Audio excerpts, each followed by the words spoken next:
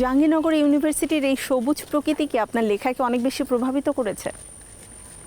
সচেতনভাবে করেছে কিনা আমি জানি না, তবে অবচেতনভাবে নিশ্চয়ই করেছে। যদিও আমি ইউনিভার্সিটিতে থাকতে সেই অর্থে লেখালেখি করিনি, সো মানে নৈর্ব্যক্তিকভাবে এই প্রশ্নের উত্তর দেওয়াটা আমার জন্য কঠিন। আমার কাছে মনে হয়েছে যে আমি যখন জাহাঙ্গীরনগর ইউনিভার্সিটিতে পড়েছি তখন এর প্রকৃতি, প্রাণ বা এগুলো উপভোগ করার মতো মানসিক অবস্থায় হয়তো আমি ছিলাম না, কারণ আমার খুবই স্ট্রাগলিং একটা সময় গিয়েছে জাহাঙ্গীরনগরে। আমার বাবা, আমি যখন প্রথম বা দ্বিতীয় বর্ষে পড়ি তখন স্ট্রোক করে ওনার ডান দিকটা প্যারালাইজড হয়ে যায়। সো মানে আমার খুবই হ্যাঁ, এবং আমার খুবই স্ট্রাগলিং একটা সময় যায়। কিন্তু আমার কাছে মনে হয়েছে আমি বিশ্ববিদ্যালয় থেকে চলে যাওয়ার পরে একটা সময় গিয়ে আবিষ্কার করি অবচেতনভাবে যে জাহাঙ্গীরনগর আমাকে এক ধরনের নিঃসঙ্গতার সঙ্গে প্রেম ঘটিয়েছে। আমার বসবাস করার যে একটা অভ্যেস, একা থাকার একটা একাকিত্বের সঙ্গে এক ধরনের প্রেম ঘটিয়েছে। আমি এখনো দেখবেন যে আমি কিন্তু খুব একটা বাড়ির বাইরে বের হই না, সারাক্ষণ বাসায় থাকি। তো সবচেয়ে মজার ব্যাপার সাদেত ভাই, আমি যেটা দেখেছি অনেক মানুষের মাঝেও আপনি একটু চুপচাপ।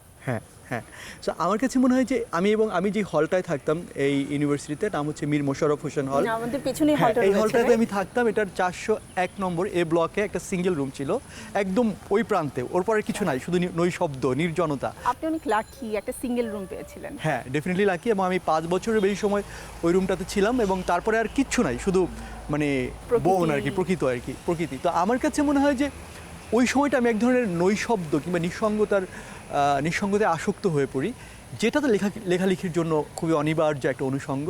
পরবর্তীতে হয়তো অবচেতনভাবে হলেও আমার নাগরিক জীবনে জাহাঙ্গীরনগরের থেকে অভ্যস্ত হয়ে যাওয়া সেই নিঃসঙ্গতা কিংবা নৈশব্দের সঙ্গে আমাকে একটা প্রেম ঘটিয়েছে। আর পৃথিবীর সকল প্রেমই হচ্ছে সৃষ্টিশীলতার উৎস। সো আমার কাছে মনে হয় জাহাঙ্গীরনগর যে নৈশব্দের সঙ্গে, নির্জনতার সঙ্গে আমার প্রেম ঘটিয়েছিল, সেই প্রেম পরবর্তীতে আমার লেখালেখির উৎস হয়ে উঠেছে। জাহাঙ্গীরনগরে থাকাকালীন সময়ে কখনো কি একবারের জন্য মনে হয়েছে নিজের মধ্যে থেকে যে আমি ভবিষ্যতে একজন অনুভূতিপ্রবণ লেখক হয়ে উঠতে পারি, একজন কবি হয়ে উঠব, একজন ঔপন্যাসিক যার কবিতা সবার হৃদয় ছুবে, যার গল্প সবার হৃদয়কে আকৃষ্ট করবে? না, এটা আমার একদমই হয়নি। আমার ইদানিং এক ধরনের ভাবনা হয় কি জানেন, আমার কাছে মনে হয় কি, এই যে আমরা অনেক কিছু প্ল্যান করি, অনেক কিছু ভাবি, হয়তো কখনো কখনো তা হয়, কিন্তু বেশিরভাগ সময় এটা আমি জানি, আমার একদমই ব্যক্তিগত একটা উপলব্ধি। আমার কাছে মনে হয় কি, সব কিছু না ডিফাইন করা, স্ক্রিপ্টেড। আমরা একজন আমার কাছে মনে হয় কেউ একজন হচ্ছে আমাদের জীবনের সব কিছুকে স্ক্রিপ্ট করে রেখেছে। ওই স্ক্রিপ্টের বাইরে আসলে আমাদের যাওয়ার কোনো সুযোগ নেই, কারণ আমি বিশ্ববিদ্যালয়ে চেষ্টা করি কিন্তু আসলে আমরা বের হতে পারি না। হ্যাঁ, এবং আমার কাছে মনে হয় যে আমি বিশ্ববিদ্যালয়ের পুরোটা জীবনে আমি মনে হয় একটা অক্ষরও লিখিনি, একটা অক্ষর লিখিনি। এবং আমি কোনো দিন আমার ভাবনার ত্রিসীমানা হয়েছিল না যে আমি বিশ্ববিদ্যালয় জীবনে যে আমি কখনো রাইটার হব। ঠিক আছে, জাহাঙ্গীরনগরে আসলে যে কোনো ছেলেই প্রেমে পড়ে, সে লেখালেখি শুরু করে, কবিতা হয়, গান হয়, ছোট গল্প হতে পারে। এই বিষয়গুলো আপনাকে তখন টানেনি? একদম অনেকগুলো আমার ক্রাইসিস ছিল। আমি যেটা বললাম যে আমার বাবা অসুস্থ হয়ে পড়ে, and he was the only earning member of my family, and আমি ছিলাম বড় ছেলে। সো যেটা হয় যে আব্বা কর্ম অক্ষম হয়ে যাওয়ার ফলে আমার প্রচণ্ড রকমের দায়িত্বের বোঝা কাঁধে চাপে। তখন একসঙ্গে আমাকে পড়াশোনার খরচ চালাতে হবে, আবার একই সঙ্গে আমার পরিবারের জীবিকা নির্বাহের দায়িত্ব নিতে হবে। হ্যাঁ, টিউশন করতাম, ঢাকায় গিয়ে টিউশন করতাম, মিরপুরে গিয়ে টিউশন করতাম। আমি হচ্ছে এনজিওগুলোর সার্ভেয়ারের কাজ করতাম, ওই যে ডাটা সার্ভে, হ্যাঁ প্রজেক্টগুলো। যেমন আমি চাঁদপুরের স্যাঙ্গার চর, কুষ্টিয়াতে যে লালনের যে আখড়া আছে সেউরিয়া, ওখানে আমি তিলের খাজার উপরে কাজ করতে গিয়েছিলাম। প্রচুর নোয়াখালীর সোনাইমুড়িতে গিয়েছিলাম, প্রচুর জায়গায় ঘুরে হচ্ছে তখন আমাকে অনেক ধরনের কাজ করতে হয়েছে। ক্লাস মিস দিয়ে আমার টিচারদের কাছে অনেক কৃতজ্ঞতা যে তারা আমাকে ওই সময় নানানভাবে কোঅপারেট করেছেন। হ্যাঁ, সো সব কিছু মিলে হয় কি, আপনি ওই সময় লেখালেখির ব্যাপারটাই আমার মাথায় ছিল না। আরও একটা গুরুত্বপূর্ণ ব্যাপার হচ্ছে, আমি ছোটোবেলায় হয়তো লেখালেখি করতাম, কিন্তু আমার সবসময় মনে হতো যে আমি যে লিখছি সেই লেখাটা যে লেখা হয়ে উঠছে কিনা সেটা আমাকে কে অ্যাপ্রুভ করবে। সো গ্রামে যারা আমার চারপাশে ছিলেন তারা যখন আমার লেখালেখি নিয়ে অনেক উচ্ছ্বসিত প্রশংসা করতেন, তখন না আমি সেটাতে ভেসে যেতাম না।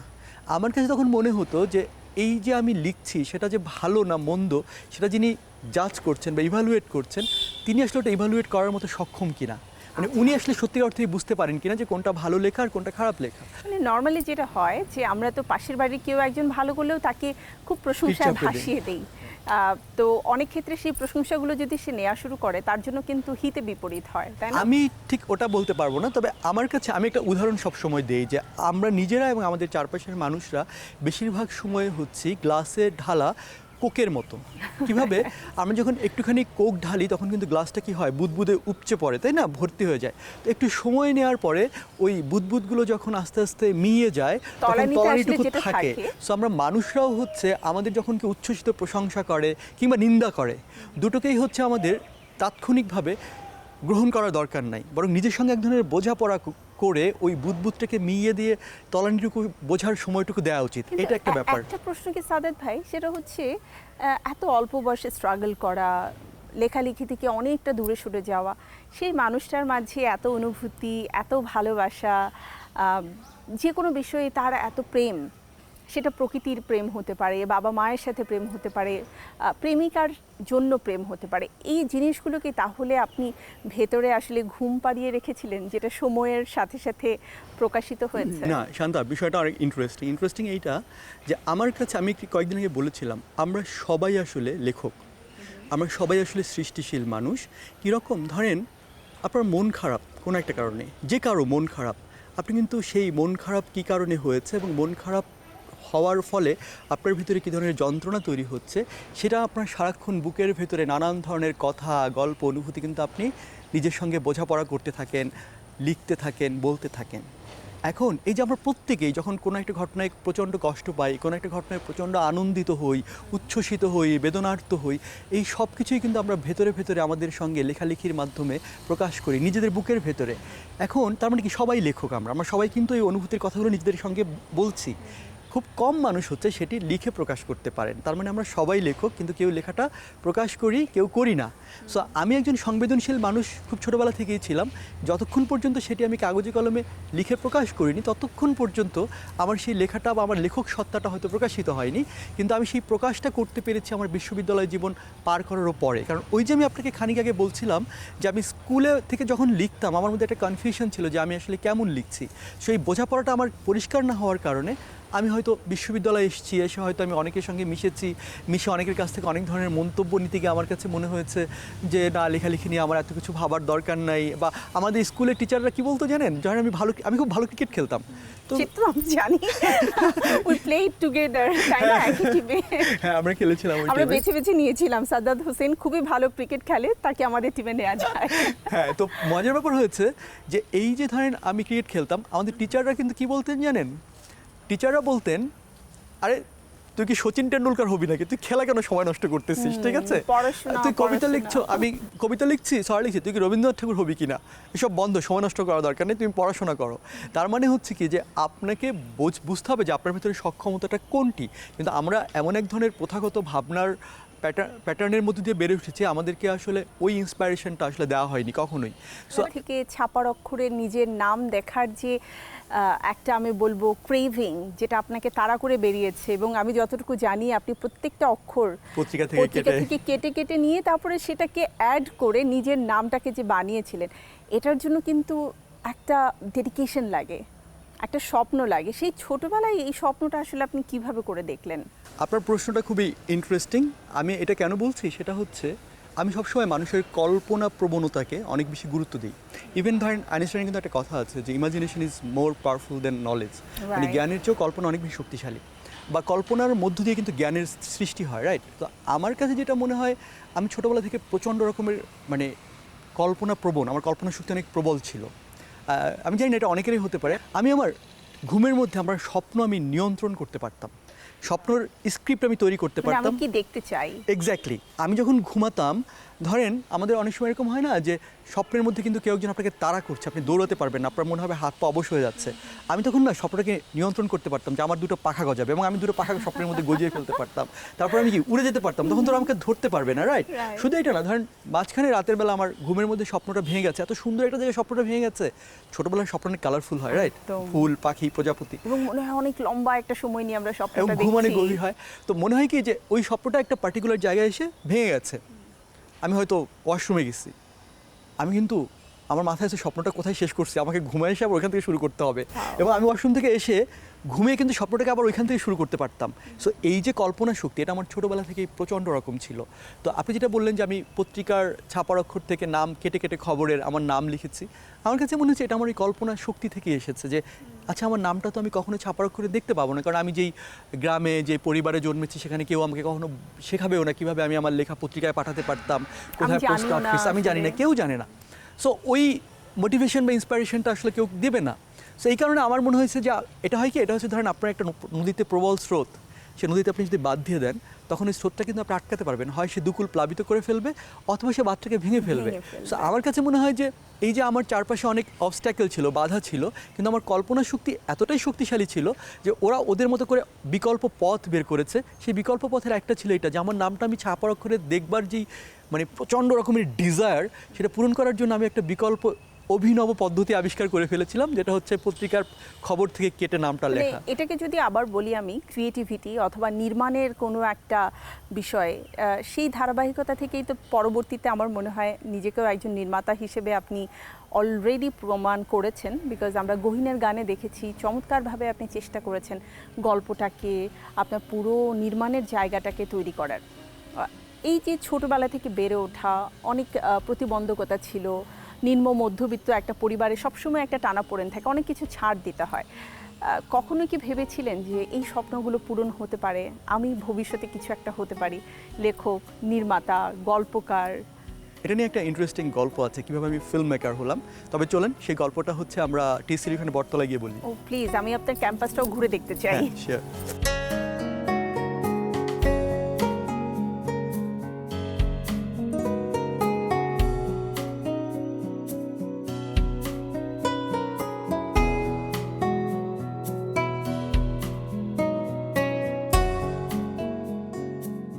সাদেত ভাই, এবারে তো সেই গল্পটা আমাকে শুনতেই হয়।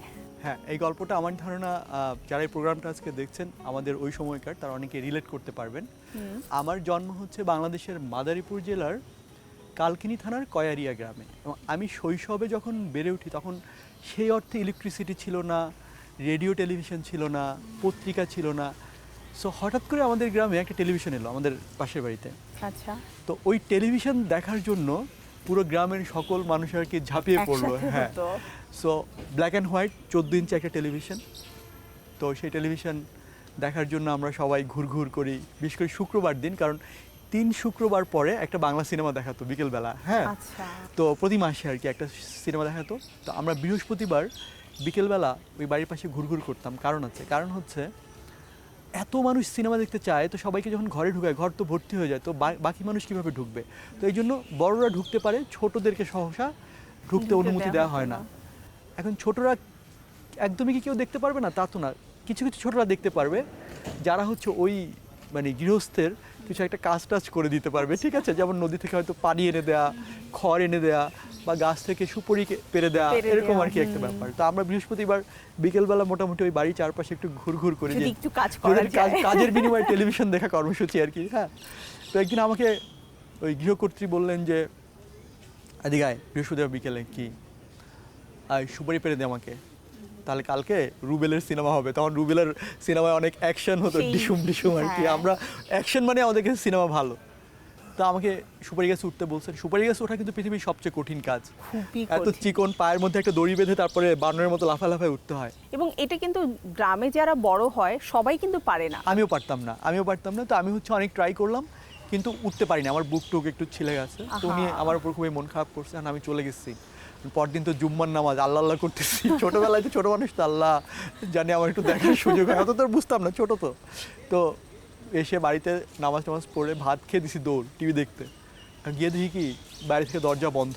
ও হ্যাঁ, তো এখন ভিতরে তো টিভির সিনেমার শব্দ শুরু হয়ে গেছে। আমার বুকের মধ্যে মানে ড্রাম বাজতেছে যে আমি যেতে পারতাম, মানে একটা উচ্ছ্বাস আবার না পাওয়ার উত্তেজনা। বেদনা। হ্যাঁ, তো হঠাৎ করে দেখি কেউ একজন দরজাটা খুলে বের হয়েছে। আমি ওই ফাঁকে শুরু করে ঢুকে পড়লাম, ঢুকে গিয়ে মাটিতে বসে পড়ছি। বসে তো টেলিভিশনে সিনেমা শুরু, মানে ওই উত্তেজনা আসলে বোঝানোর মতো না। তো হঠাৎ করে আমি তো ভয়ও পাচ্ছি যে উনি যদি এসে আমাকে বলে যে যা বের হয়ে যা, কারণ গতকালকে তো আমি কাজ করে দিতে পারি নাই। একটু পরে দেখি কি উনি আসছে, আমার তো মানে একদম গলা শুকায় গেছে, কিন্তু উনি এসে আমার মাথায় সুন্দর করে হাত দিল, হাত দিয়ে বলে, আরে বাবা তুমি এরকম মাটিতে বসে আছো কেন ঠান্ডার মধ্যে? আমি তো পুরো আকাশ থেকে পড়ছি, আল্লাহ, ওনার তোমার সঙ্গে এত সুন্দর করে কথা বলার কথা না। আমি খুবই দ্রবীভূত হয়ে গেছি। তো উনি আমাকে বললো কি, একটা কাজ করো, তুমি রান্নাঘর থেকে পিরিয়ে নিয়ে বসো, নাহলে তোমার ঠান্ডা লাগবে। আহা হা, আমার কি যে মনে হলো, মানে মনটাই ভালো হয়ে গেল আমার। হ্যাঁ, যে খারাপ লাগাটা ছিল গতকালকে থেকে সেটা একদম একদম মিলিয়ে চলে গেল। গেল। তো আমি দৌড়ায় হচ্ছে রান্নাঘরে, তো গ্রামে বাইরে থাকে না, রান্নাঘর থেকে পিরিয়ে এনে দৌড়ে যে ঘরে ঢুকবো, দেখুন ভেতর থেকে দরজা আটকায় দিচ্ছে। ও shit। তো আমার এত মন খারাপ হয়েছে। কিন্তু ছোটবেলায় যেটা ছিল কি, আমাদের তত অপমান টপমান বোধ করতাম না। মানে আমাদেরকে ছোটবেলায় সামহাও অত বেশি আত্মসম্মান বোধ তৈরি করে মানে বড় করা হয়নি, তাই না? আমরা ভাবতাম যে এই জিনিসটা শুধু বড়দেরই থাকে। হ্যাঁ, তো তখন আমার মাথায় একটা আইডিয়া আসলো যে কি করা যায়, কিভাবে দেখা যায়। পরে যেটা হলো যে আমার তো সিনেমাটা, আমি টিভিটা দেখতে পারতেছি না, তো আমার মন খারাপ হলেও মানে বিনা যুদ্ধে নাহি দেব সূচাগ্র মেদিনী, আমার কাছে মনে হয়েছে যে কোনোভাবেই হোক আমাকে সিনেমাটা দেখতেই হবে। তো টিনের দরজায় কিন্তু ফুটা থাকে, ছিদ্র থাকে, তো আমি এক চোখ বন্ধ করে দেখার চেষ্টা করলাম যে দেখা কি যায় বাস্তব কিনা, দেখার মতো। দেখা যাচ্ছে না, কিন্তু তাও টেলিভিশনটা এমন একটা মানে বেখাপ্পা অ্যাঙ্গেলে যে আমি দেখতে পারছিলাম না। তখন আমার মাথায় হঠাৎ করে একটা বুদ্ধি আসলো, দ্যাট ইজ অ্যামেজিং। আপনি যে তখন বলছিলেন না যে ইমাজিনেশন, যে আমি কীভাবে পত্রিকার পাতা থেকে অক্ষর কেটে নাম লিখেছি, এটা আবার আরেকটা আমার ধারণা অভিনব একটা মানে একটা উদ্ভাবনী ব্যাপার। সেটা হচ্ছে, আমার হঠাৎ করে মনে হলো, আচ্ছা আমি ছবি দেখতে পারছি না, কিন্তু আমি যদি ওই টিনের দেয়ালে বা বেড়ায় কান চেপে ধরে চোখ বন্ধ করে শব্দ শুনে চিন্তা করি যে শব্দের সঙ্গে দৃশ্যটা কি হচ্ছে, ইটস লাইক সামথিং কারণ আমি তো জানি আনবিলিভেবল। কারা কারা অ্যাক্ট করছে, সো কিন্তু তাদেরকে শব্দ নিয়ে আমরা শুনে আমি চিন্তা করবো আমার কল্পনার জগতে যে কি হচ্ছে, স্বপ্ন দেখার মতো। তো আমি তখন টিনের বেড়ায় কান চেপে ধরে চোখ বন্ধ করে আমি শব্দ শুনে শুনে ইমাজিন করার চেষ্টা করতেছি শব্দের সঙ্গে কি দেখাচ্ছে টেলিভিশনে, দৃশ্যগুলো কি হচ্ছে। তো অনেকক্ষণ করলাম, করার পরে আমার কাছে না খুবই ইন্টারেস্টিং লাগলো ব্যাপারটা, যে আচ্ছা ইটস দারুণ একটা ব্যাপার, আমি শব্দ শুনে শুনে দৃশ্যকল্প চিন্তা করতে পারতেছি। এবং তারপর রেডিওতে আমি নাটক শুনতাম, নাটকের সময় ওই শব্দগুলো শুনে এটা শুনে কিন্তু দুর্দান্ত একটা অভিজ্ঞতা। আমারও মনে আছে, আমার ছোটবেলাও কিন্তু এরকম কাটতো। আই থিঙ্ক মঙ্গলবার আর বৃহস্পতিবার রাতে রেডিওতে কিন্তু আমরা নাটক দেখতাম হতো, তাই না? শুক্রবার দুপুরবেলা 2:30 এবং 3টার সময় রাইট, হচ্ছে এটা ওই হতো। সময়টাতে হ্যাঁ, হতো। হ্যাঁ। কারণ নাটকটা শুনে আমার বোন, আম্মু, আমরা সবাই মিলে আবার প্রিপারেশন নিতাম যে পরবর্তীতে মুভি দেখব। হ্যাঁ, তো পরে আমি ওইটা ইমাজিন করা শুরু করলাম যে কীরকমভাবে হচ্ছে শব্দ শুনে আমি হচ্ছে ভিজুয়ালাইজেশন কল্পনা করা শুরু করলাম। তো ধরেন একটা টিনের বেড়ার সঙ্গে কান চেপে ধরে একটা ছোট্ট কিশোর ছেলে, টিনে সে হচ্ছে প্রায় 20-25 বছর আগে শব্দ শুনে শুনে দৃশ্য কল্পনা করেছিল। সেই ছেলেটা ওই ঘটনার প্রায় 20 বছর পরে একটা সিনেমা বানিয়েছে 5 মিনিটের। অদ্ভুত একটা কাকতালীয় ঘটনা হচ্ছে, সে যেই সিনেমাটা বানিয়েছে সেই সিনেমায় শব্দ না, কিন্তু দৃশ্য আছে। দৃশ্য আছে। মানে ক্যান ইউ গেট কানেকশন? মানে 25 বছর আগে যে সিনেমাটা সে দেখেছিল সেটাতে শব্দ ছিল, কিন্তু কোনো দৃশ্য দৃশ্য ছিল ছিল না। না। কিন্তু 25 বছর পরে সে একটা সিনেমা বানিয়েছে, সিনেমার নাম হচ্ছে বোধ, যেটাতে কিনা শব্দ নেই কিন্তু But দৃশ্য আছে। দৃশ্যগুলো তো আমি নির্মাণে এসেছি, আমার কাছে মনে হচ্ছে এটার কোনো একটা অদ্ভুত কানেকশন আছে। এবং এই সিনেমাটা কিন্তু গ্লোবালি মানে ভাইরাল হয়ে গিয়েছিল, 5 মিনিটের এই আমার শর্ট ফিল্মটা।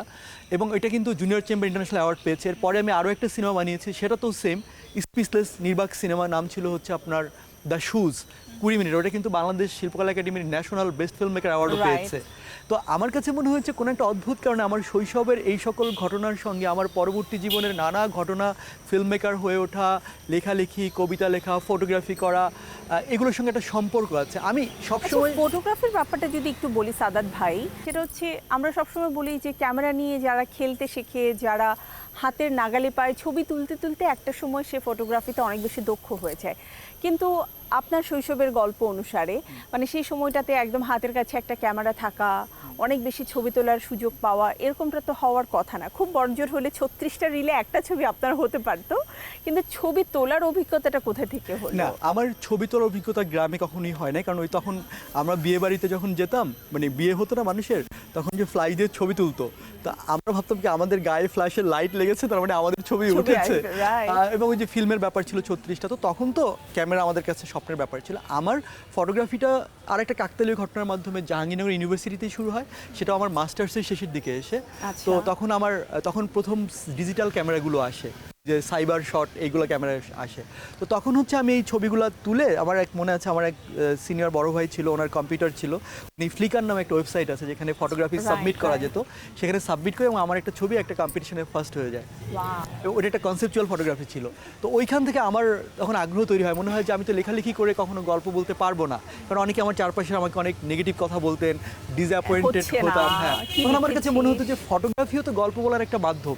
আমি লিখে আপনি গল্প, যে দেখতে পাচ্ছেন চোখে, আপনি কিন্তু ফটোগ্রাফিতে সেটাকেই তুলে হ্যাঁ মানে ধরছেন। আপনি লিখে যদি গল্প বলতে পারেন, ফটোগ্রাফিও তো গল্প বলার একটা মাধ্যম। আমি সবসময় একটাই বলি, পৃথিবীর যত সৃষ্টিশীল মাধ্যম আছে, স্কাল্পচার হতে পারে, পেইন্টিং হতে পারে, ফটোগ্রাফি, ফিল্ম মেকিং, রাইটিং, সব কিছু কিন্তু গল্প বলার মাধ্যম। এবং এই জন্য আমি কিন্তু আমার নিজেকে একজন লেখক বা একজন ফিল্ম মেকার বা একজন কবি বা একজন ফটোগ্রাফার বলার চেয়ে অনেক বেশি বলতে চাই স্টোরি টেলার। কারণ আমি আমার Right. যতগুলো মাধ্যম আছে সব মাধ্যম দিয়ে তো আমি আসলে গল্পই বলি। সুতরাং এবং গল্প বলার সবগুলো মাধ্যমকেই কিন্তু আপনি এক এক করে, আমি বলবো Explore এটাকে করার চেষ্টা explore করেছি। করছেন এখনো অনেক সময় বাকি আছে। বাট একটা ব্যাপার থাকে না যে আমি যেটা বলতে চাই সেটা পাঠক বুঝছে কিনা, দর্শক দেখতে পাচ্ছে কিনা, এই ব্যাপারটা নিয়ে নিজের কখনো কনফিউশন তৈরি হয়েছে? কনফিউশনটা কেটে গেছে আমার প্রথম উপন্যাস লিখতে গিয়েই। কারণ আরশিনগর যখন আমি লিখি তখন কিন্তু আমি ভাবিনি যে মানুষ আমার লেখা এভাবে গ্রহণ করবে, এভাবে কিন্তু massive একটা- কিন্তু আমি লিখতে গিয়ে আমার মনে আছে আমি যখন গভীর রাতে আরশির গল্প লিখছি, আমি আমার মূলত এটা আমার জীবনের ঘটে যাওয়া প্রাত্যহিক অভিজ্ঞতা থেকেই লেখা, এবং একটা সময় গিয়ে আমার কাছে মনে হয় শুরু করলো যে আমি যা লিখছি সেটা লিখতে গিয়ে আমি কাঁদছি। সো আপনি যখন কোনো একটা অনুভূতি দ্বারা প্রবলভাবে আলোড়িত হবেন, আন্দোলিত হবেন, স্পর্শিত হবেন, তখন সেই অনুভূতিটা যদি আপনি প্রপার শব্দ দিয়ে মানুষের কাছে পৌঁছাতে পারেন, তাহলে সেই মানুষটা স্পর্শিত হবে। কারণ পৃথিবীর সকল মানুষের অনুভূতি কিন্তু একই রকম। আপনি যখন কারো প্রেমে পড়েন, আপনি তার জন্য যেরকম ব্যাকুলতা অনুভব করেন, ধরেন অন্য আরেকজনও- আফ্রিকার কোনো একটা জায়গায় একটা অন্য ভাষার, অন্য জিওগ্রাফিক্যাল লোকেশনের একটা মানুষ, সেও ঠিক তার প্রিয়তম মানুষের জন্য একই অনুভূতি অনুভব করে। সে তার মায়ের জন্য প্রেমের যেরকম অনুভব অনুভূতিটা করে, same। শুধু প্রেম না, যে কোনো সে দুঃখের অনুভূতি, আক্রোশের অনুভূতি, পৃথিবীর সকল মানুষের আসলে একই রকম। এই কারণে আমরা যখন ছোটবেলায় টাইটানিক সিনেমা দেখেছি, জ্যাক আর রোজ যখন ও যখন মারা যাচ্ছে জ্যাক, আমরা সবাই কেঁদেছি, আমরা ইংরেজি ভাষাটাও বুঝি না, একটা Right. Different culture. কারণ কি? কারণ ওই অনুভূতির একটা ইউনিভার্সাল ল্যাঙ্গুয়েজ আছে। সো পৃথিবীর প্রবল অনুভূতিগুলোর ইউনিভার্সাল ল্যাঙ্গুয়েজ হচ্ছে একই রকম। সো আমার কাছে মনে হচ্ছে আমি যেই ঘটনা দ্বারা প্রচণ্ডভাবে আন্দোলিত হচ্ছি, স্পর্শিত হচ্ছি, সেটা যদি আমি সঠিক শব্দ বাক্যে অনুভূতিতে ট্রান্সমিট করতে পারি, অনুভূতির অনুবাদ করতে পারি, তাহলে অন্য মানুষ সেটা স্পর্শ করবে। সুতরাং আমার কাছে মনে হচ্ছে যে আমি প্রচণ্ড সংবেদনশীল একজন মানুষ। আমি অল্পতেই আমার কান্না পায়, অন্যতেই আমি দুঃখিত হই, আনন্দিত হই। সো আমার এই দুঃখবোধগুলো, এই আনন্দগুলো, এই কষ্টগুলো, এগুলো এত তীব্র, এগুলো আমি আসলে মানুষকে স্পর্শ করাতে পারবো। সো ওই কমিউনিকেশনের ব্যাপারটা বা কনফিউশনটা আমার তখনই কেটে গেছে, যখন আমি লিখতে লিখতে কাঁদছিলাম। আপনার প্রত্যেকটা চরিত্র এত বেশি বাস্তবিক হয়ে ওঠে, মানে হুমায়ুন আহমেদ স্যারের পরে আমার মনে হয় যে এই প্রজন্মের একজন লেখক হিসেবে আপনার লেখা প্রত্যেকটা চরিত্রই আমাদের প্রজন্ম বা পরবর্তী প্রজন্ম, ইভেন আমি দেখেছি অনেকে রয়েছে যারা আসলে একটা সময়ের পরে আর বই কেনা মানে প্রয়োজন মনে করতো না, ভাবতো যে এখন আর আগের মতো উপন্যাস লেখা হয় না, তারাও কিন্তু যে সাদাত হোসেনের বই খুঁজছে বা রকমারি.com-এ হচ্ছে আপনার প্রি অর্ডার করছে, এই ব্যাপারগুলো তো ভালো লাগা তৈরি করে। আমি কিন্তু অন্য মানুষের কাছ থেকে জেনে তারপরে পড়া শুরু করেছি আপনাকে, যে আচ্ছা কি লিখছে আমি এভাবেই একটু কিন্তু জানতে হয় চাই। আসলে। তো এই চরিত্রগুলো এতটা বাস্তব মানে রূপ কিভাবে করে পেলো? এই চরিত্রগুলো কি আপনার জীবনের সাথে কোনো না কোনোভাবে কানেক্টেড? প্রশ্নটা ভালো। আপনি একটা কথা বলেছেন না যে প্রজন্ম থেকে আরেকটা প্রজন্ম, এইটা আমার কাছে খুবই গুরুত্বপূর্ণ। কারণ আমাকে যদি এখনও কেউ জিজ্ঞেস করে যে এই যে আমার লেখালেখিতে কিন্তু এক যুগেরও বেশি সময় হয়ে গেছে, সো এখন চারদিকে প্রযুক্তির যে সর্বপ্লাবী বিস্তার, এই সময় এক যুগেরও বেশি সময় ধরে মানে বিশেষ করে মানুষদেরকে বইয়ের সঙ্গে আটকে রাখাটা খুবই দুরূহ কাজ। ধারাবাহিকভাবে লিখছেন এবং আটকে রাখা শুধু দর্শকের বাংলাদেশে আগ্রহ না, তৈরি শুধু হচ্ছে। বাংলাদেশের না, কিন্তু হ্যাঁ। আপনি যদি পশ্চিমবঙ্গে কলকাতায় বলেন দীর্ঘ লাইন মানুষের, আপনি ত্রিপুরা বলেন, আমি গত বছর new York international book fair উদ্বোধন করতে গেলাম, সেটা সম্ভবত ইতিহাসে সবচেয়ে বেশি বই বিক্রি হয়েছে একটা বই মেলায়। এবার ওয়াশিংটন এবছরও, ডিসিতে যাচ্ছি, right. আমি নিউ ইয়র্ক বইমেলাতেও যাচ্ছি। সো আমার কাছে মনে হয়েছে যে এই যে মানুষের এই আগ্রহটা এই সময়ের বাস্তবতায়, এটার অন্যতম প্রধান কারণ আপনি যখন দেখবেন যে আপনি প্রচণ্ড দৌড়াচ্ছেন, ছুটছেন, তখন আপনার যত বেশি আপনি দ্রুত ছুটবেন বা অস্থির হবেন তত আপনার দ্রুত হচ্ছে বিশ্রাম প্রয়োজন হবে। তো এখন কিন্তু আমরা একটা অস্থির পৃথিবীতে বসবাস করছি। আমরা 30 সেকেন্ডের একটা রিলস দেখতে অভ্যস্ত হয়ে যাচ্ছি, আমরা একটা 3 ঘন্টার নাটক বা বই পড়তে সময় দিতে চাই না। তার মানে আমাদের ভিতরে এক ধরনের অস্থিরতা তৈরি হচ্ছে, আমরা ছুটছি অনেক জোরে। কিন্তু যত দ্রুত আমরা ছুটবো তত দ্রুত আমরা ক্লান্ত হব, যত দ্রুত আমরা ক্লান্ত হব তত আমাদের বিশ্রামের জায়গা প্রয়োজন হবে। আমার তো মনে হয় না যে বইয়ের মতো এত দারুণ আশ্রয় বা বিশ্রামের জায়গা মানুষের আর আছে। সুতরাং মানুষ যত প্রযুক্তিতে বুঁদ হয়ে থাকুক, যত অস্থির হতে ছুটতে থাকুক, আমার কাছে মনে হচ্ছে আপনি যদি সত্যিকার অর্থে মানুষকে তার ওই প্রবল গভীরতম অন্তরঙ্গ অনুভূতির মায়াময় স্পর্শটা যদি তাকে দিতে পারেন, সে আপনার বইয়ের কাছে আসবেই। কারণ এর চেয়ে গভীরভাবে ডুবে যাওয়ার তার কোনো সৃষ্টিশীলতা নাই পৃথিবীতে। বইয়ের চেয়ে এত গভীরভাবে ডুবে যাওয়ার আর কিছু নাই। আর যে চরিত্রগুলো আপনি তৈরি করছেন তার সাথে আপনার সম্পর্কটা আসলে কিভাবে তৈরি হয়? আমার তো মনে হয় প্রত্যেকটা চরিত্রই আমি যখন লিখি আমাকে এই প্রশ্নটা করে। যেমন আমি গত বছর লিখলাম শঙ্খচূড় 2টা খণ্ড।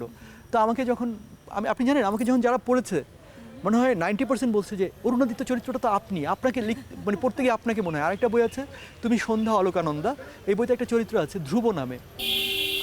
এটা তো 100% পাঠক এবং বিশেষ করে পাঠিকারা আমাকে মেসেজ পাঠায় যে এটা তো আপনি। যখনই পড়ছি মনে হচ্ছে যে এটা আপনাকেই আমরা দেখতে পাচ্ছি। তো আমার কাছে মনে হয় যে সব চরিত্রের মধ্যেই লেখক তো থাকেন, মানে কোথাও না কোথাও লেখক তো থাকেনি। আর কোনো না কোনোভাবে কি প্রত্যেক লেখকই তাহলে চান যে আমাকেই মানুষ জানুক ভিন্ন একটা চরিত্রের নামে, ভিন্ন একটা সত্তার নামে? কারণ আমরা তো সামাজিকভাবে বসবাস করতে গেলে নিজেকে সবসময় প্রকাশিত করতে পারি না। এটা একটা ভালো কথা বলেছেন। তবে সব চরিত্রই যে লেখক হন তা না। কিছু ব্যাপার থাকে এরকম যে ধরেন আমাদের ভেতরে কিন্তু অনেক অপ্রকাশিত ডিজায়ার থাকে, অবদমিত ইচ্ছা থাকে যে আমি এটা করতে চাই। ধরেন আমি মানে to be honest in person একটা কথা বলি, অনেকেই আমার লেখা পড়ে মনে করেন যে আমি ব্যক্তিগত জীবনে প্রচণ্ড রোমান্টিক একজন মানুষ। আসলে কি? এখন আমি সেটাই বলছি। এখন ধরেন আপনি যদি আমার স্ত্রীকে জিজ্ঞেস করেন সে বলবে কই না তো। হ্যাঁ, এখন তার মানে কি আমার মধ্যে আমি যে রোমান্টিসিজমগুলো লিখি আমার বইতে সেগুলো কি আমি কেন কীভাবে লিখি যদি আমি সেটা ফিল না করি? আমার মনে হয় যে আমার মধ্যে ব্যাপারটা হচ্ছে এটা, আমি হয়তো ভেতর এরকম রোমান্টিক একজন মানুষই, কিন্তু আমি সেটা হয়তো ব্যক্তিগত জীবনে প্রকাশ করতে পারি না। ওটা আমার ভিতরে এক ধরনের অন্তর্মুখিতা রয়েছে যেটার কারণে আমি প্রকাশ করতে পারছি না। তো যেহেতু আমি আমার ভেতরে থাকা ওই অনুভূতিগুলোকে ব্যক্তিগত এবং বাস্তব জীবনে প্রকাশ করতে পারছি না, সেহেতু সেটা আমি লিখে প্রকাশ করছি। কিন্তু তার মানে এই না যে অনুভূতিগুলো আমার মধ্যে নাই, আমার মধ্যে আছে।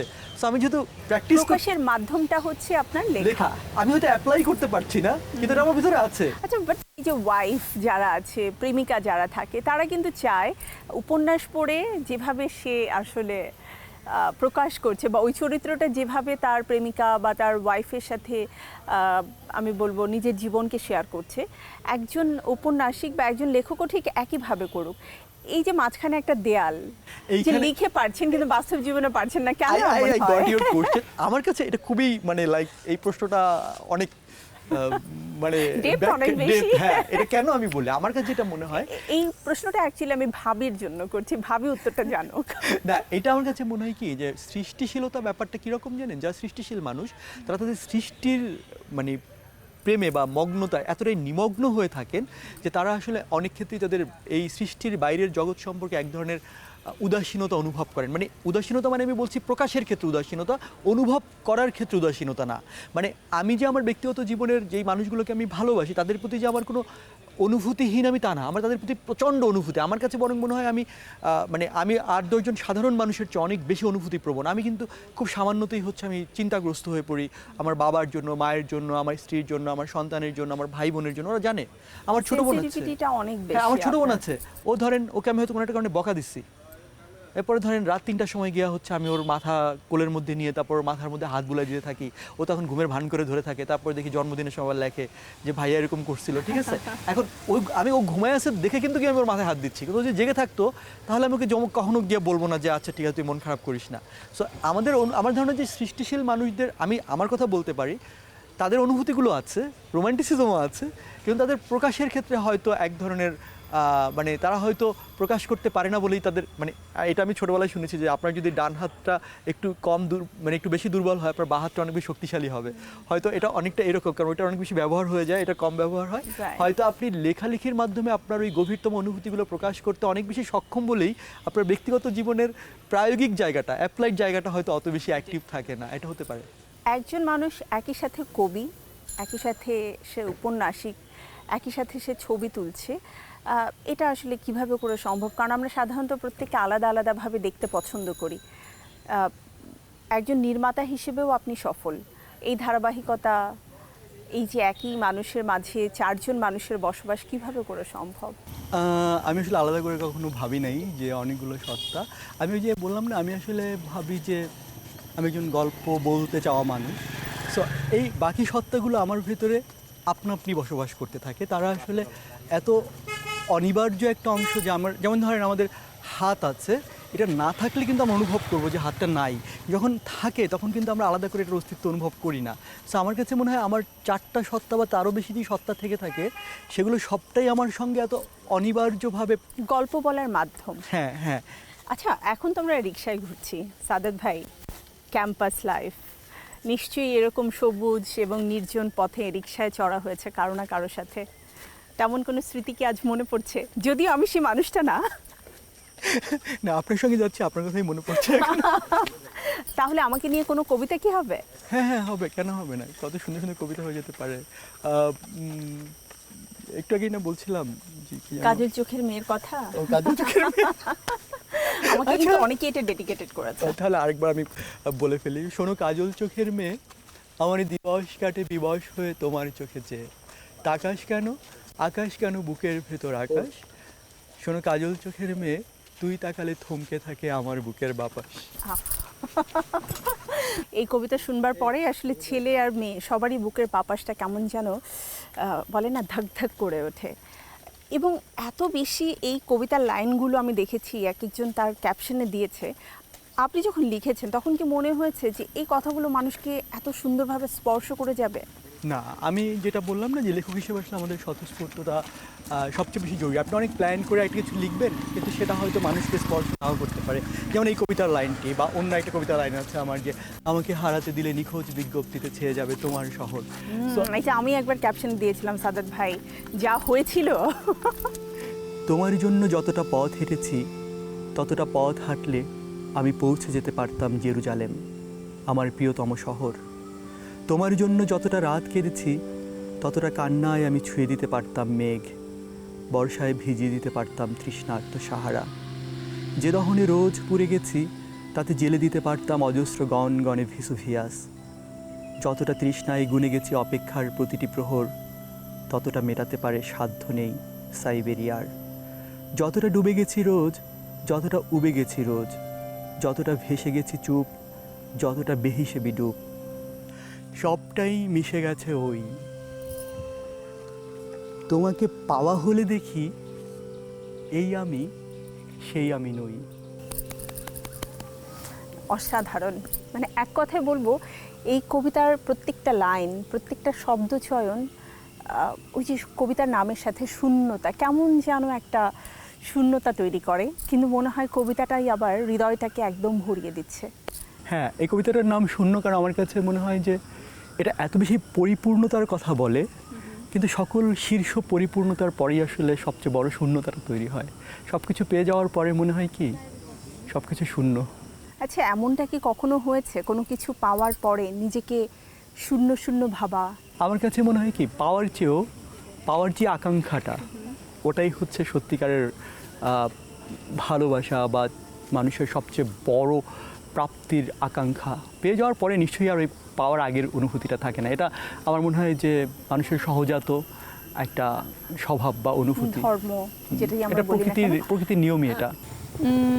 পুরস্কার সবসময় আমরা বলি যে এটা অনুপ্রেরণা দেয়, আপনাকে ভালো কাজ করার জন্য একটা দর্শন দেয়, ভবিষ্যতে আপনার অনুপ্রেরণা হিসেবে কাজ করে। বাট এটা আসলে কতখানি সত্য? পুরস্কার কি আমাদেরকে পারে সেই দর্শন অথবা অনুপ্রেরণা জাগাতে? আমার কাছে মনে হয় একজন লেখক কিংবা ফিল্ম মেকার, তার সবচেয়ে বড় পুরস্কার হচ্ছে তার দর্শক কিংবা পাঠক। পাঠকের ভালোবাসার চেয়ে বড় পুরস্কার আসলে একজন লেখকের জন্য আর নেই। এটা আমার ব্যক্তিগত মতামত, অনেকেই ডিফার করতে পারেন, এটা আমি একদমই বলি। তো এখন যদি আপনি আমাকে বেছে নেন, যে বাঁচতে বলেন যে পৃথিবীর সবচেয়ে বড় পুরস্কার, আর আমার মৃত্যু বা আমার মৃত্যুর পরেও আমি মানুষের ভালোবাসা কোনটা পেতে চাই, সবচেয়ে বড় পুরস্কার সাহিত্যের জন্য, আমি নাম উল্লেখ করছি না, তারপরে বলছি, আর আমি মৃত্যুর পরও অনেক বছর ধরে মানুষের ভালোবাসা পেয়ে যাব, অফকোর্স হচ্ছে আমি ওই পুরস্কার, ওই প্রাতিষ্ঠানিক সর্বোচ্চ রিকগনিশনের চেয়েও মানুষের ভালোবাসাটাকে বেশি মানুষের গুরুত্বপূর্ণ হৃদয়ে হিসেবে, থাকতে চান, তাদের বুক শেলফে যেন আপনার বইটা থাকে। তাদের বুক শেলফে এবং বুকের শেলফে, হৃদয়ে দুটোতেই যেন থেকে যাই, সেটাই আমি চাইবো। জনপ্রিয়তাকে কিন্তু মাঝে মাঝে বলা হয় যে ভয়ঙ্কর ফাঁদ, এবং এই ফাঁদে পড়ে কিন্তু অনেক ভালো ভালো লেখক আমাদের দেশে বিদেশে অনেকের ক্যারিয়ারকে আমরা পরবর্তীতে আর দেখেছি যে জ্বলে ওঠেনি। কারণ অনেকেই আছে জনপ্রিয়তাটা আসলে ধরে রাখতে জানে না। তো কখনো কি সেই ভয় হয় যে দুটো জিনিস, একটা হচ্ছে আমরা তো একটা গল্প সবসময় জানি যে একটা গ্লাসের অর্ধেক ভর্তি না অর্ধেক ফাঁকা, সেটা আপনার দৃষ্টিভঙ্গির উপরে নির্ভর করছে। প্রচুর মানুষ তারা জীবদ্দশায় তুমুল জনপ্রিয় ছিলেন, মৃত্যুর পরেও তারা জনপ্রিয়। যেমন ধরেন আমি যদি বাংলা সাহিত্যের ক্ষেত্রে শরৎচন্দ্রের কথা বলি, তিনি জীবদ্দশায় তুমুল জনপ্রিয় ছিলেন, এখনও সমান জনপ্রিয়। আবার অনেকে জনপ্রিয় ছিলেন, হারিয়ে গেছে। আমরা হুমায়ুন আহমেদের কথা বলতে পারি, অনেকেই বলেছিলেন যে তিনি অনেক জনপ্রিয় ছিলেন বলে তিনি হয়তো পরবর্তীতে হারিয়ে যাবেন, কিন্তু সেটা কিন্তু হয়নি, তিনি বরং এখন আরও বেশি জনপ্রিয় হয়ে উঠছেন। তো আমরা আসলে ওই উদাহরণটাই দেই, এই উদাহরণটা তারা দিই যারা হতাশাবাদী, যে হ্যাঁ তুমি এখন জনপ্রিয়, তুমি মৃত্যুর পরে বা তুমি কয়েক বছর পরে হারিয়ে যাবে, এটা একটা ফাঁদ। কিন্তু আমার কাছে এটা মনে হয় না। আমি একটা কথা কিন্তু বলেছি, লেখককে স্বতঃস্ফূর্ত হতে হয়। সে জনপ্রিয়তা প্রাপ্তির লোভে লিখবে, ব্যাপারটা এরকম না। সে লিখবে তার ভালো লাগা, তার স্বতঃস্ফূর্ততা থেকে। এখন সেটি যদি তাকে জনপ্রিয় করে তোলে, তাহলে সেটা তো অন্যায় নয়। সাদেক ভাই, এই যে এত জনপ্রিয়তা আপনার ক্যারিয়ারের ক্ষেত্রে, যদিও এটা খুবই প্লাস পয়েন্ট, কিন্তু পারিবারিক ক্ষেত্রে এটা কতখানি আসলে আপনাকে সাপোর্ট দেয়? অনেক ক্ষেত্রে ভাবির কি মন খারাপ হয়ে যায়? আই এম ব্লেসড মানে এই জায়গাটাই, সেটা হচ্ছে যে আমার মনে হয় যে আমি তার যে সাপোর্টটা পেয়েছি এটা অভাবনীয়। সাপোর্ট ইন এ সেন্স হচ্ছে, এটার অনেকগুলো কারণের মধ্যে একটা কারণ এটাও যে মানে সে খুবই আন্ডারস্ট্যান্ডিং। আর একটা ব্যাপার হচ্ছে যে সেও প্রফেশনালি খুবই ব্যস্ত একজন মানুষ। সে is a doctor, paediatric haematology and oncologist, উনি অ্যাসিস্ট্যান্ট প্রফেসর শিশু হসপিটালের। সো সেও প্রচণ্ড ব্যস্ত থাকে, মানে বরং আমার চেয়ে উনিই বেশি ব্যস্ত থাকেন। তো দ্যাটস ওয়াই হচ্ছে আমার মনে হয় যে এটাও একটা কারণ হতে পারে। আর একটা ব্যাপার হচ্ছে যে আমার মনে হয় যে আন্ডারস্ট্যান্ডিংটা অনেক বেশি গুরুত্বপূর্ণ। সমস্যা হলে তো হতেই পারে, কিন্তু আমি সামহাউ ব্লেসড যে আমার সেই সমস্যাটা এখনো হয়নি। আপনার সৃষ্টি করা অনেকগুলো চরিত্র রয়েছে, তার মধ্যে সবচেয়ে পছন্দের চরিত্র যার সাথে আপনার গল্প হয়? আমার একটা উপন্যাস আছে, নাম হচ্ছে তুমি সন্ধ্যা অলকানন্দা। ওটাতে একটি চরিত্র আছে ধ্রুব নামে। আমি এই বইটার ভূমিকায় লিখেছি যে এই চরিত্রটা হচ্ছে আমি, এবং আমার কাছে মনে হয়েছে যে এই চরিত্রটাকে আমি আমার নিজেকেই প্রকাশ করেছি। আমি নিজে যেই নিঃসঙ্গতার মধ্যে দিয়ে যাই, আমার চারপাশে প্রচুর মানুষ, ওই যে বলে না জনতার মাঝেই নির্জনতা, আমার কাছে মনে হয়েছে যে এই ধ্রুব চরিত্রটা হচ্ছে সেই আমি, যে আমিটাকে আমি পুরোপুরি প্রকাশ করতে না পারলেও, বা অনেক সময় আমার কাছে মনে হয় যে আমার ভেতরে যা চলে সেটা আমি অন্য কাউকে বলতে পারি না, এই কারণে যে আমার কাছে মনে হয় যে আমি তাকে যে অনুভূতি নিয়ে বলবো সেই অনুভূতি স্পর্শ করার ক্ষমতা হয়তো তার নেই। এই কারণে আমি অনেককে আমার ওই অনুভূতিটা বলে বোঝাতে পারি না, ওই সংখ্যা থেকে বলি না। তখন আমার কাছে মনে হচ্ছে আমি তো এটা লিখতে পারি। দেন আমি তুমি সন্ধ্যা অলকানন্দায় ধ্রুব চরিত্রটাকে আমি লিখেছি, এবং মজার ব্যাপার হচ্ছে অসংখ্য পাঠক আমাকে বলেছেন যে এই চরিত্রটা তো আপনি। আবার একই সঙ্গে আমার কাছে মনে হয়েছে, যদি সেটার সঙ্গে আমার মানে খুব বেশি ডিরেক্ট পরিচয় নাই, সেটা হচ্ছে শঙ্খচূড় চরিত্রের অরুণাদিত্য থাকে, যুবরাজ একজন। আমার কাছে মনে হচ্ছে এই চরিত্রটাও আমার অনেকটা আমি আর কি। মানে আপনার চরিত্রগুলোকে কোনো না কোনোভাবে আপনার দ্বারা প্রভাবিত হতে হয়, কারণ নিজেকে নিয়ে না ভাবলে তো আসলে অন্য আরেকটা চরিত্রকে দাঁড় করানো খুব কঠিন। বাট যখন নারী চরিত্রগুলো আসে, সেক্ষেত্রে আপনি কাদের দ্বারা প্রভাবিত হন?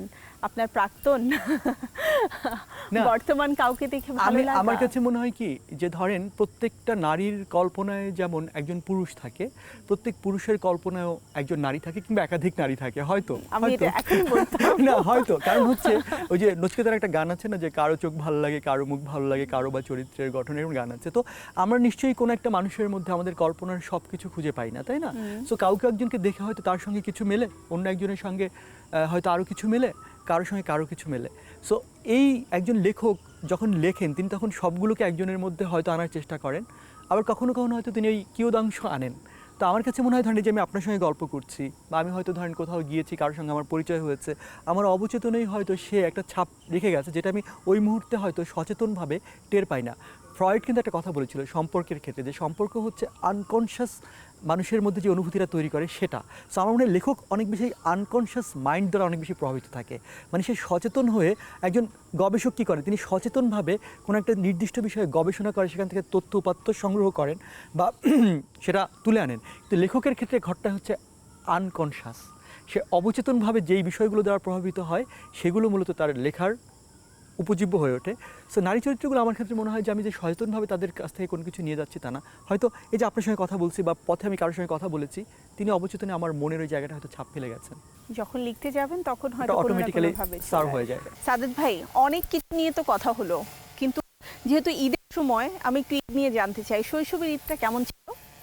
আমাদের ঈদ ছিল মানে অনেক আক্ষেপের, অনেক অপ্রাপ্তির, কিন্তু আক্ষেপ এবং অপ্রাপ্তিও যে একটা ঈদকে পরিপূর্ণ আনন্দের অনুভূতি দিতে পারে, সেটা আমাদের শৈশবের ঈদ। হ্যাঁ, আমি বলি সেটা হচ্ছে যে আমাদের আম্মা হচ্ছে সকালবেলা 20 টাকার একটা নোট দিত। হ্যাঁ, সো সেই 20 টাকার নোটটা দিয়ে আমরা কি করতাম, আমরা 2 টাকা দিয়ে একটা চশমা কিনতাম, 2 টাকা দিয়ে একটা ঘড়ি কিনতাম, আচ্ছা, ওই যে প্লাস্টিকের ঘড়ি যে পাওয়া প্লাস্টিকের যেত। ঘড়ি, হ্যাঁ, আর হচ্ছে আপনার একটা স্পিড বোট কেনা যেত, 12 টাকা বা 14 টাকা দাম ছিল। কিন্তু আমাদের খুব আফসোস থাকতো যে হারে একটা পিস্তল যদি কিনতে পারতাম, কারণ পিস্তল দিয়ে আপনার চোর পুলিশ খেলতে পারতাম। তা আচ্ছা। আমার জীবন হচ্ছে সারা জীবন পুলিশ আর কখনো হতে পারতাম না, চোরই হতে হতো, লুকাতে হতো, কারণ হচ্ছে যাদের পিস্তল থাকতো তারা হতো পুলিশ। সো ওই পিস্তলটা কেনার টাকা তো আর আমাদের থাকতো না। তবে So sad. That's মানে okay. আর মানে গ্রামে কিন্তু একটা ব্যাপার আছে যে বুলি করার একটু ব্যাপার হ্যাঁ, থাকে। এরকম মানে অভিনয় করতে আমরা হ্যাঁ, শুরু হ্যাঁ, করি। তারপর আরেকটা ব্যাপার হচ্ছে, এটা আমি জানি না, আমাদের অঞ্চল অনেকেই জানবে, আমাদের এখানে কিন্তু ঈদ হচ্ছে অপরিপূর্ণ থাকে যদি না হয়, সকালবেলা একটা পানীয় খাওয়ায় আমাদের এখানে, এটার নাম হচ্ছে মলিদা। আপনি পরিচিত কিনা আমি জানি না। মলিদাটা হচ্ছে কাঁচা চাল, ওই যে আপনার আতপ চাল বলে না, ওইটা গুঁড়া করে তারপরে ওটার মধ্যে পানের রস ছেঁচে দেয়, আদা, তারপরে হচ্ছে নারকেল, ওটা আমি চিনি। বিয়ে বাড়িতে খেয়েছি। আচ্ছা, ওইটা হচ্ছে আমাদের এখানে দেয় ট্র্যাডিশনাল। ওটা হচ্ছে ঈদ, ওটা ছাড়া অপূর্ণ আর কি। হ্যাঁ, আচ্ছা। সো ওইটা আমার এখনো আমার মলিদা খাইতে হবে ঈদের দিন, না হলে হচ্ছে একদম সকালবেলা এক গ্লাস, এবং রাস্তা দ্বারা আগে ছোটবেলায় আমরা অপরিচিত মানুষদেরকে গ্লাসে করে দিতাম, সবাই খেত, কারণ মানে এটা ঈদ হচ্ছে ঈদ। তো ওই যে সবার সাথে ঈদ ভাগ করে হ্যাঁ, না। হ্যাঁ, হ্যাঁ। মায়ের হাতে সবচেয়ে পছন্দের খাবার কি ঈদে? গরুর মাংস, ভুনা। অবশ্যই গরুর মাংস, গরুর মাংসের কোনো বিকল্প নেই। আমি নিজে রান্না করতে পারেন? না, আমি রান্না করতে পারি না, আমার কেন যেন কোনোদিন আগ্রহ হয় নাই, এবং আমি কোনোদিনও কখনো রান্নার প্রতি কোনো বিন্দুমাত্র আগ্রহ, মানে এটা যে গর্ব করে বলতেছি তা না, কিন্তু কিছু কিছু মানুষের গল্প থাকে। লেখার ব্যস্ততা আসলে রান্নাঘর পর্যন্ত আর যেতে দেয়নি।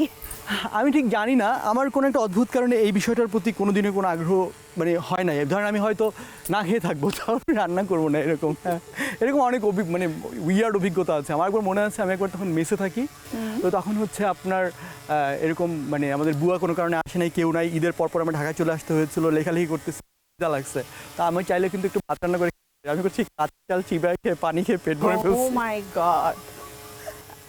এমন কখনো হয়েছে যে ঈদ পরিবারকে ছেড়ে ঢাকায় করতে হয়েছে বা দূরে কোথাও করতে হয়েছে? হ্যাঁ, করোনার সময় করতে হয়েছিল ঢাকায়, আর গত বছর আমি আমেরিকায় ছিলাম, ওই যে নিউ ইয়র্কে, তখন নিউ ইয়র্কে করতে হয়েছে, এবং ইনফ্যাক্ট এরকমই হয় আর কি মাঝে মাঝে। ঈদের সময় কোন বিষয়গুলো আপনাকে সবচাইতে বেশি আনন্দ দেয়? আমার এখন? বন্ধুদের সঙ্গে দেখা করা, আমার মা বাবার সঙ্গে, আমার কাছে মনে হয় কি জানেন, আপনার সকল আনন্দর উৎস হচ্ছে আপনার পরিবার এবং বন্ধুরা। আপনার পরিবারবিহীন আপনি মানে হচ্ছে আপনার মতো নিঃসঙ্গ, আপনার মতো দুঃখী আর কেউ নাই পৃথিবীতে। সো আমার সবসময় মনে হয় আমি যেখানেই থাকি না কেন, আমি আমার বাবা মার সঙ্গে যদি আমার উৎসবগুলোকে উদযাপন করতে না পারি, তাহলে সেগুলো আমার কাছে মিনিংলেস লাগে। আমার গ্রাম, 3টা জিনিস আমার ঈদ বা যে কোনো ফেস্টিভ্যাল আমার পুরোপুরি উদযাপিত হওয়ার জন্য দরকার। একটা হচ্ছে আমার গ্রাম, একটা হচ্ছে আমার পরিবার, আর একটা হচ্ছে আমার বন্ধুরা, স্কুলের বন্ধুরা। সো এই 3টা জিনিস হলেই হচ্ছে আমার ঈদ পরিপূর্ণ, না হলে আমার ঈদ শূন্য।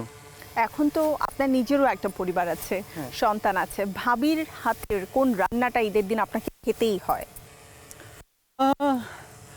ও তো খুব একটা রান্না করার সুযোগ পায় না। হ্যাঁ, কিন্তু যা করে রান্না ভালো করে, মানে যেটাই রান্না করে। আমার একটা ব্যাপার আছে যে আমি হচ্ছে মানে খুব বেশি স্ট্রেঞ্জার রান্না বা অন্যদের রান্না করা খুব একটা উপভোগ করি না। খুব So আমি common। হ্যাঁ, সো আমি আমার মায়ের রান্না এবং আমার ওয়াইফ, ওদের দুজনের রান্নাই হচ্ছে আমি সবচেয়ে বেশি আনন্দ নিয়ে খাই, সত্যি কথা যেটা। তার মানে ঈদ আপনার কাছে ছোটবেলাতেই অনেক বেশি আকর্ষণীয় আর বেশি উপভোগ্য ছিল। Definitely। এখন তো ঈদে নিশ্চয়ই আপনার যারা ভক্তরা রয়েছে অনেক আপনাকে শুভেচ্ছা পাঠায়, তাদের শুভেচ্ছাগুলো পেয়ে কেমন লাগে? নিঃসন্দেহে ভালো লাগে, আবার মন খারাপ হয় যে সবাইকে উত্তর দেওয়া সম্ভব হয় না বলে তারা মন খারাপ করেন। তারা হয়তো ভাবেন যে উপেক্ষা করা হচ্ছে, বা বিশেষ করে জন্মদিনের ক্ষেত্রে মানে অসংখ্য মেসেজ আসেন। তা আমি কিন্তু ব্যক্তিগতভাবে চেষ্টা করি প্রত্যেককে ইন্ডিভিজুয়ালি রিপ্লাই করার, কিন্তু স্বাভাবিকভাবেই সব সম্ভব হয় না। কিন্তু আমি মানে বলতে চাই এই প্রোগ্রামে হোক বা যে কোনো জায়গায়, যে আমি তাদের এই প্রত্যেকটা মেসেজ আমার কাছে পৃথিবীর সবচেয়ে মূল্যবান বিষয়ের একটি, মানে এটার জন্য আমি তাদের প্রতি কৃতজ্ঞ। আমি চেষ্টা করি আমার জায়গা থেকে প্রত্যুত্তর করার, সবসময় হয়তো অক্ষমতার কারণে সম্ভব হয় না। তারপরেও আমরা আপনাকে থ্যাংক জানাবো সাদাত ভাই, এই আয়োজনে আপনি আমাদেরকে উপেক্ষা করেননি, সময়টা দিতে পেরেছেন এবং আপনার পায়ে বেশ চোট লেগেছে, সেটা নিয়ে পুরো জাহাঙ্গীরনগরের যে ক্যাম্পাসটা আছে আপনি ঘুরে ঘুরে আমাকে দেখালেন। সো সময় টিভির পক্ষ থেকে, আমাদের সম্পাদকীয়র পক্ষ থেকে আপনাকে ঈদের অনেক অনেক শুভেচ্ছা, ঈদ মোবারক, এবং আশা করছি আপনার ঈদগুলো সবসময় এতটাই সুন্দর আর প্রাণবন্ত কাটবে। আপনাকে অসংখ্য ধন্যবাদ সময় টিভির সঙ্গে যারা সংশ্লিষ্ট এবং আজকে যারা শুটিংয়ে আছেন, এত কষ্ট করে সারাদিন শ্যুট করেছেন, তাদেরকে অসংখ্য ধন্যবাদ। ঈদ মোবারক। দর্শক যারা দেখছেন তাদের প্রতি অনেক অনেক ভালোবাসা এবং শুভকামনা। আশা করছি একটি অসাধারণ ঈদ আপনাদের হবে এবং এই অসাধারণ ঈদের আবহ সারা বছর জুড়ে থাকবে। ঈদ মোবারক।